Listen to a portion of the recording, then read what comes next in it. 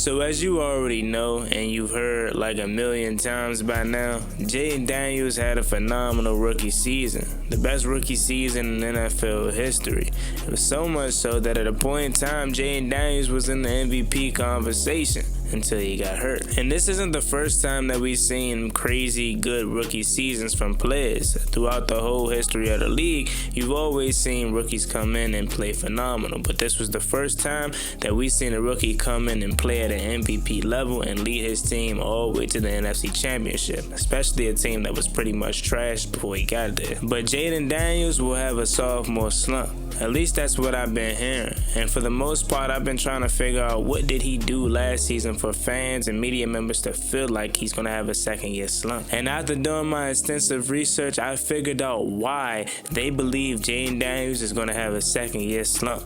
Let's talk about it. The way that we live is not for everybody. Nah, that ain't it, y'all. How do you think the rest of Jayden Daniels' career is going to go? If we're, 6, 7 games into Jayden Daniels' career, and he's already milking injuries? Like, stop saying my name, you dick riding bastard.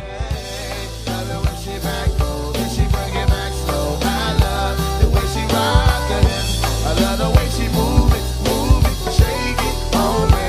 When she cry for him, and shawty is the winner. You can tell that shawty's no beginner. She's confident.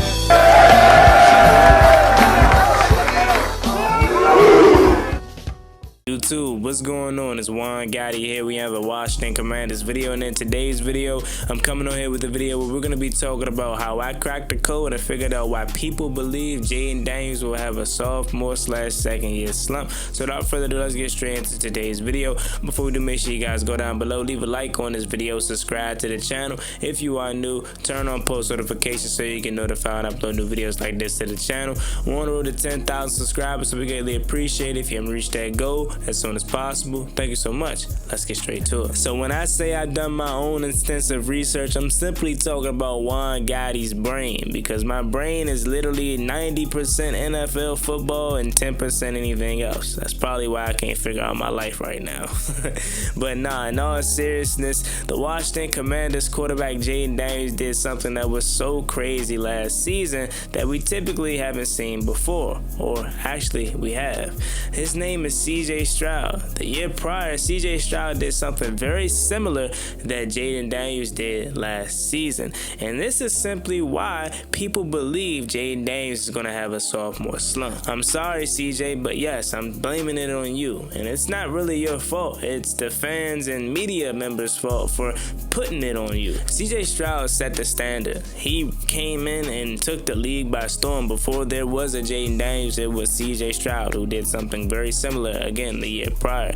The Houston Texans had the number 2 overall pick, and they selected CJ Stroud with that pick, and he immediately came in and changed that franchise forever. I mean, I could still remember watching his rookie season, being a huge fan of his game, and was really blown away with how fast he's came in and adapted to the NFL. Because remember, coming out of the draft, it was Bryce Young, even Anthony Richardson more so than CJ Stroud. A lot of people were trying to stay away from CJ Stroud because they said, oh, he's a pocket passer and he's not that polished just yet. And I kind of draw those same similarities to Jayden Daniels. Remember, in Jayden Daniels' class, it was Caleb Williams. They were even talking about Drake May and Bo Nix. And Jayden Daniels is not that polished of a passer. He hasn't made the best decisions in terms of don't know where to go with the football. There was a lot of criticism coming out of Jayden Daniels' camp last year, and also obviously his weight concerns. So there's a lot of people that really were shied off from CJ and Jayden Daniels. So I guess you can start the comparisons early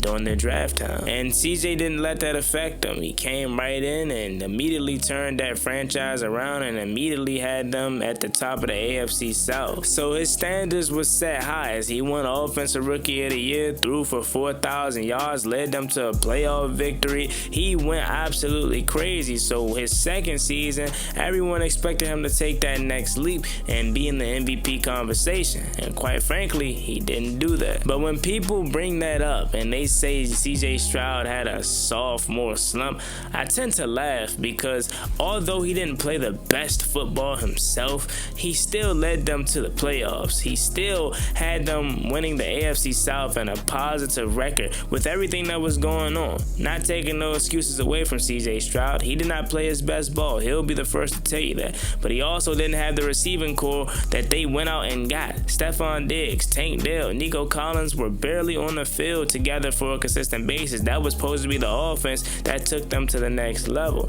And then that offensive line that they had was supposed to be much better, but was absolutely horrid last year. And the way they speak about CJ Stroud's second year, they make it seem as if he was just completely garbage. He still led them to the playoffs, right? Like, this is the team that we're talking about prior to him coming there was really at a identity crisis because their last quarterback, who they thought was going to be the future, absolutely turned out to be a freaking weirdo. So that being said, CJ Stroud came in at a time where they needed him most and saved them and took them to back-to-back playoff, and I'm sorry, back-to-back AFC South champions. Let's put some respect on his name. And when you look at his stats from 2023, his rookie season, they were amazing. Obviously 4,000 yards, 23 touchdowns, 5 interceptions with a 100 QB rating. But then you look at his 2024 stats, they were not that far off. 3,700 passing yards, 20 touchdowns, and 12 interceptions with a QBR of 87. Still really good, right? The biggest thing that is the difference is he took the league by storm his rookie year because it was so shocking. Nobody expected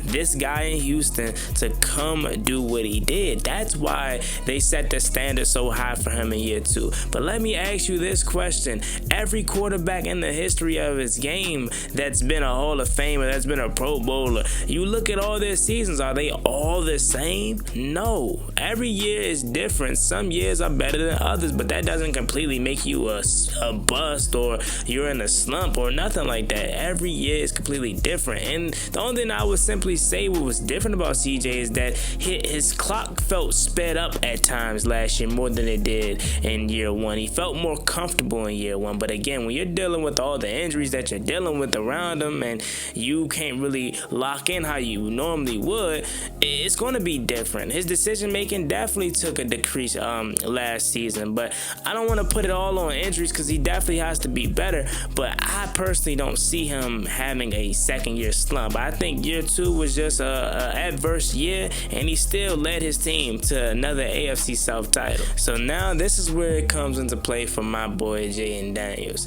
I simply don't know why people believe 5 is going to have a sophomore slump, besides them just hating and hoping he's not good, right? Because you look at his film, you look at every single game he's played, he blew CJ Stroud's rookie season out of the water, and we just talked about how magnificent CJ Stroud's rookie year was. He set the standard. He's the reason why people believe Jayden Daniels is going to have a sophomore slump, because technically in their eyes, CJ Stroud didn't live up to the hype that he set for his rookie year. And I personally believe that's BS, but other people don't. And they think Jayden Daniels is going to be down that same path. And I simply think they're wrong, because one thing about it, Jayden Daniels and CJ Stroud are 2 different quarterbacks. You know what I'm saying? Jayden Daniels has an athletic and God-given talent that CJ Stroud doesn't have. Now, I'm not saying CJ Stroud isn't mobile or anything like that, but he can't make 3 defenders miss and turn down the sideline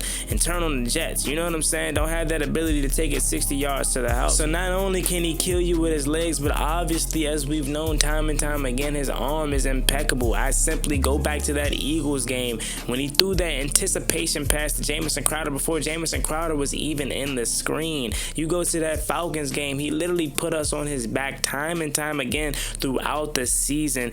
He was our leading rusher as our quarterback, man. So again, I simply don't know what people see on film besides them just hating and hoping he's not as good as he was last year to say he's going to have a sophomore slump, because there's not real problems out there on film. What are you going to say? He holds the ball instead of, throwing it away, so he steps out of bounds. Yeah, that's one thing that he has to work work on, just throwing the ball away and messing up his completion percentage and, messing up his completion rating, opposed to just losing a yard or two, stepping out of bounds. That's probably like the only negative thing about his game that you can really point out. And there's a handful of games of Jayden Daniels last year not even playing in because we were blowing teams out by that much of a margin, or in the Panthers game he got hurt. So there were games left on the table where he would have been absolutely insane in terms of production. And Jayden Daniels had about 3,500 passing yards last year for 31 total touchdowns, 25 in the air and 6 on the ground.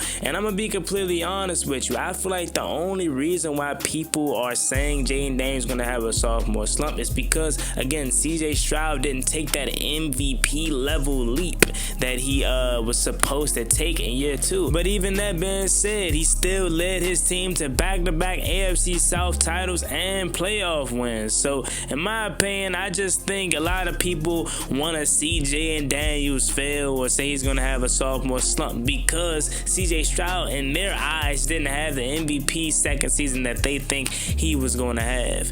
No quarterback ever has the best season every year. Like, again, I make the comparisons to so many other quarterbacks. Lamar Jackson's years are different. Some are better. Same with Patrick Mahomes. Same with any top performer in this league. Every year is different. That doesn't make one year better than another year in terms of, oh, he was this good this year, but now he's a slump this year because the stats aren't matching up, bro. No, it's not that. He still was successful his first 2 years, and I think Jayden Daniels is going to be successful in his as well. So there you have it. Let me know what you guys think about this video in the comment section down below. As always, it's me and boy Juan Gotti. Make sure you like, comment, and subscribe to the channel.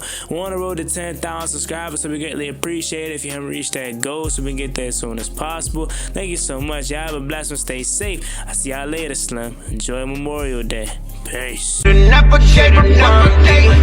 Ballin' like I'm D-Sean, throw the bomb, G.